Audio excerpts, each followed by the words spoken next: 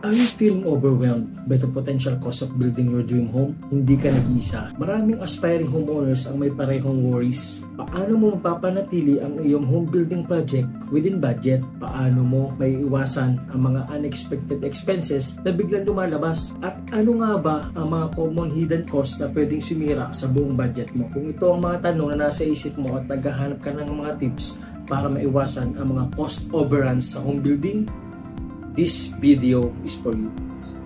I will share practical effortless strategies para ma-manage ang construction expenses mo effectively.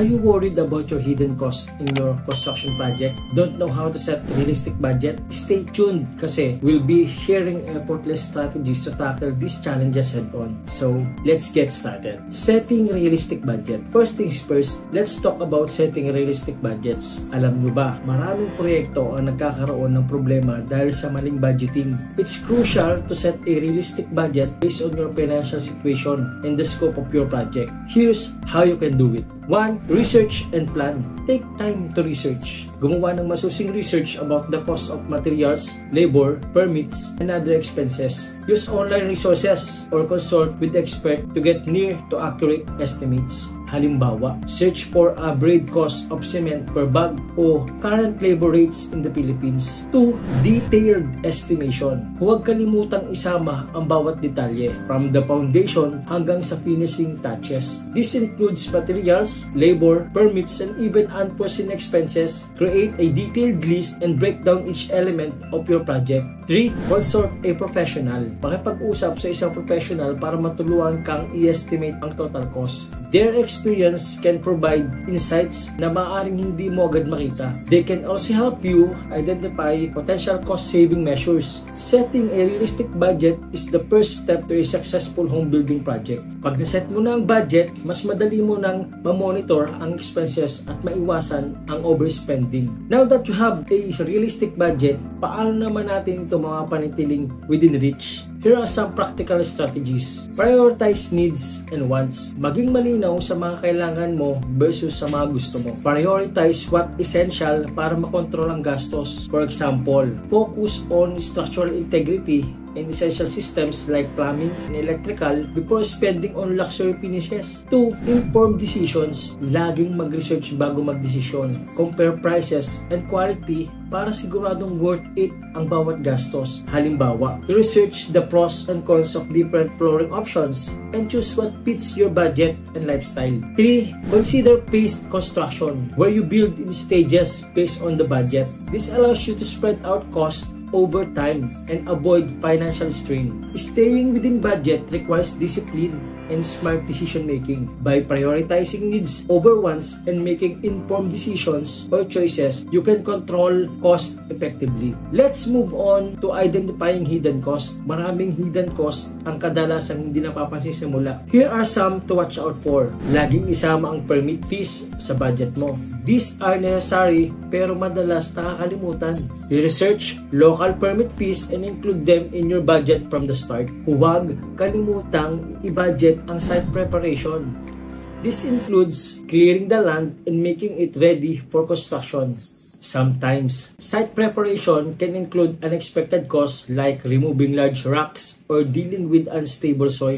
Kasama rin sa hidden cost ang utility connections tulad ng tubig, kuryente, CCTV, at internet. Make sure you budget for this. Checking with local utility providers for installation fees and any additional costs. Identifying hidden costs early on can save you from unexpected financial surprises. By anticipating these expenses, you can plan better and avoid budget overruns. Ayaw nating magulat sa unexpected expenses during construction. Here's how to avoid them. 1. Mag-conduct ng thorough inspection bago magsimula para malaman mo agad ang financial issues. Hire a professional inspector to assess the site and existing structures. They can identify problems that might not be visible to the untrained eye. 2. Maglaan ng contingency fund. para sa mga hindi inaasahang gastos. Usually, 10 to 15% of your total budget is a good start. This fund can cover unexpected expenses without derailing your project. 3. Makipag-communicate ng maayos sa mga contractors. Clear communication can prevent misunderstandings na pwedeng mag-lead sa additional cost. Hold regular meetings and ensure everyone is on the same page regarding timelines and expectations. Minimizing unexpected expenses requires proactive measures and good communication.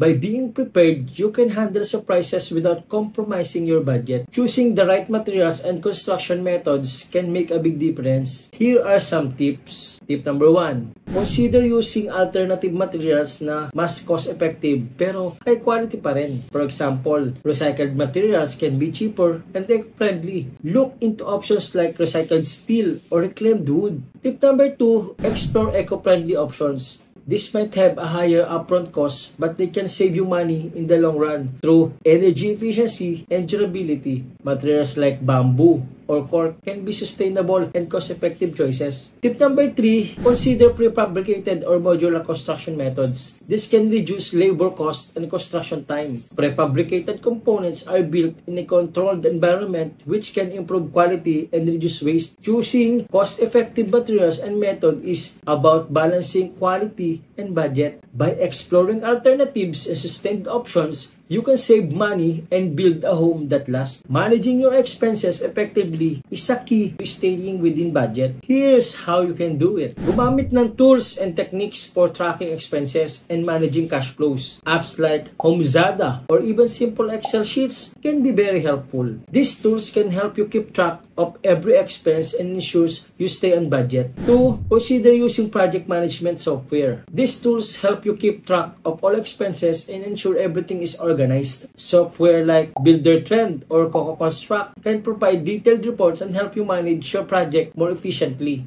Conduct regular financial reviews to monitor your spending. Set aside time each week to review your budget and expenses. This helps you catch any overspending early and make adjustments as needed. Effective expense management involves using the right tools and staying organized. By keeping track of your finances, you can ensure your project stays on budget and on track. Working with the right contractors and suppliers can save you a lot of money and stress. Here's what you need to do. 1. Pumili ng reputable contractors. Check their references and past projects to ensure quality work. Ask for recommendations from friends or look for online reviews. A good contractor can help you save money by providing quality work that doesn't need to be redone. 2. Negotiate fair contracts. Be clear about your budget and expectations to avoid any surprises. Ensure the contract includes all details such as scope of work, payment schedules, and deadlines. Don't be afraid to ask for discounts or payment terms that suit your budget. 3. Always have clear communication and written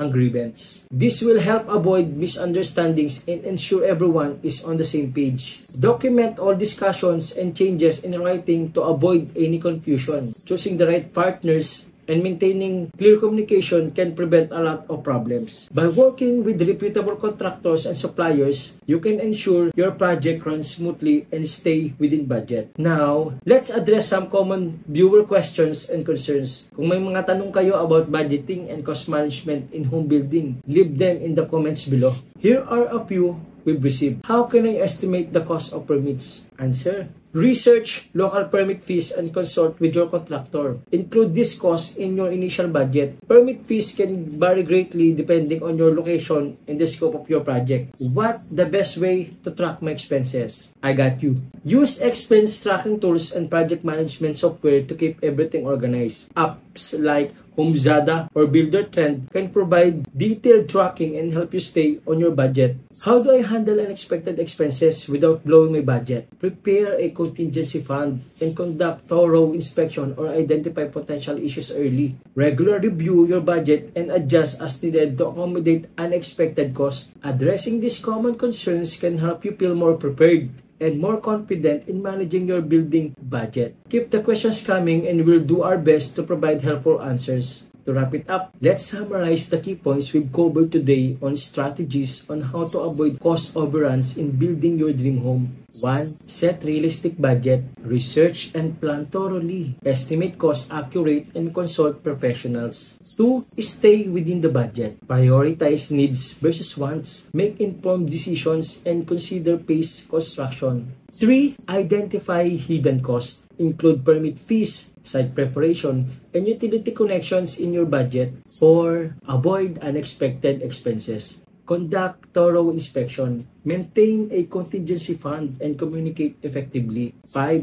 Choose cost-effective materials and methods. Consider alternative and sustainable materials and look for into prefabrication. 6. Manage construction expenses effectively. Use expense tracking tools and project management softwares and conduct regular financial reviews. 7. Work with contractors and suppliers. Select reputable contractors. Negotiate fair contracts and ensure clear communication. Remember, building your dream home doesn't have to break the bank. Apply these strategies and you'll be on your way to a successful and budget-friendly project. If you found this video helpful, please give it a thumbs up, share it with your friends, and don't forget to subscribe for more tips on home building and related topics. Maraming salamat sa panonood and we'll see you in the next video.